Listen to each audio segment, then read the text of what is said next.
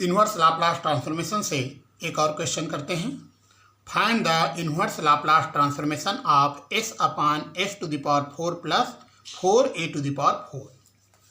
पहले इसके जो नीचे लिखा हुआ है s की power 4 plus 4a to the power 4, इसको थोड़ा सिंप्लीफाई कर लेते हैं। इसको हम लिख सकते हैं s स्क्वायर का होल स्क्वायर, इसको लिख सकते हैं 2a स्क्वायर का होल स्क्वायर, और इसमें 4s square a square plus किया और 4s square a square minus किया। ये वाला टर्म हमने प्लस किया और माइनस किया। क्यों किया? क्योंकि ये बनेगा फार्मूला, ये बन जाएगा s square plus 2a square का होल स्क्वायर और minus 4s square a square. तो इसको आप लिख सकते हो 2sa का होल स्क्वायर। अब यहाँ से यहाँ एक फार्मूला है a square minus B square का, a plus B a minus B, तो ये आ जाएगा s square plus 2a square plus 2sa और s square plus 2a square minus 2sa। तो यहाँ से एक फार्मूला यूज हुआ है a square minus B square वाला फार्मूला। क्या फार्मूला होता है? a plus B into a minus B. तो a है, अब ये हमारा b है, वैसे ये a है और ये हमारा b है। इस प्रकार से हमें इसका वैल्यू मिल गया, इसका वैल्यू रख देते हैं।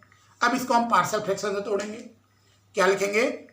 नीचे यहाँ एस स्क्वायर है तो आप लिखोगे ए एस प्लस बी अपान ए पूरा, यहाँ भी एस स्क्वायर है तो क्या लिखोगे? सी एस प्लस डी अपान ए पूरा।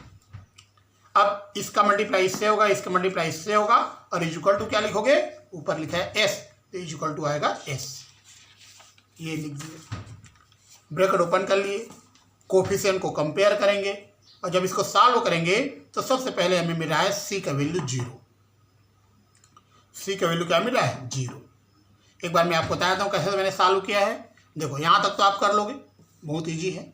अब देखिए यहाँ एस क्यूब है लेफ्ट साइड में, राइट साइड में एस क्यूब नहीं है, तो एस क्यूब का कोफिशिएंट 0 हुआ, ए प्लस सी 0 हुआ, तो सी इक्वल टू माइनस ए आएगा। एस स्क्वायर भी नहीं है तो एस स्क्वायर कोफिशिएंट भी 0 हो गया।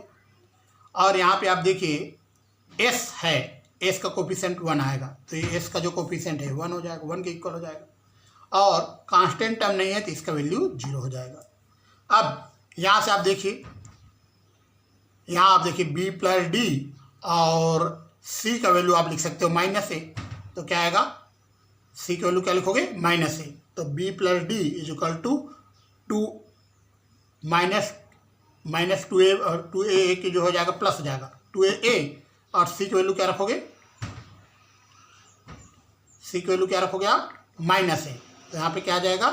सी की वैल्यू माइनस ए रखोगे तो प्लस हो जाएगा, तो ये जाएगा b प्लस डी 4a हो जाएगा। यहाँ से हमने सॉल्व कर लिया इसको। ये लाइन कैसे आया? इसको देखो, इसको यहाँ से 2a स्क्वायर कॉमन होगा तो d equal to minus B, plus D 0 आएगा तब b equal to minus B आएगा। अब b प्लस डी 0 है, b प्लस डी क्या है? 0 है, तो 0 रख दीजिए, तो 4a इक्वल टू 0, तो a इक्वल टू 0 आ जाएगा। यहाँ रख दीजिए b प्लस डी को 0, तो a इक्वल टू 0। जब a का वैल्यू 0 आया तो c भी 0 आएगा। अब ये वाला लाइन छूट गया था, इसको हमने यूज किया। तो यहाँ पे आप देखिए a का वैल्यू 0 रख दिया, c का वैल्यू 0 पुट कर दिए और d का वैल्यू क्या रखोगे? Minus B. यहाँ से b का वैल्यू आ रहा है 1 अपान माइनस 4a। अब b का वैल्यू यहाँ रख दीजिए तो d आएगा 1 अपान 4a।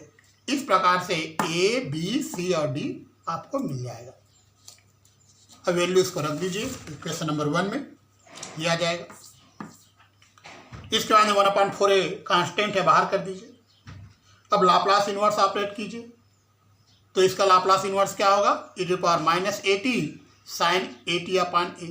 इसका Laplace inverse e to power AT और साइन AT अपान a। इस प्रकार दोनों में a कांस्टेंट है, बाहर हो जाएगा और साइन AT भी बाहर कर दिए, तो ये हमारा आंसर आएगा।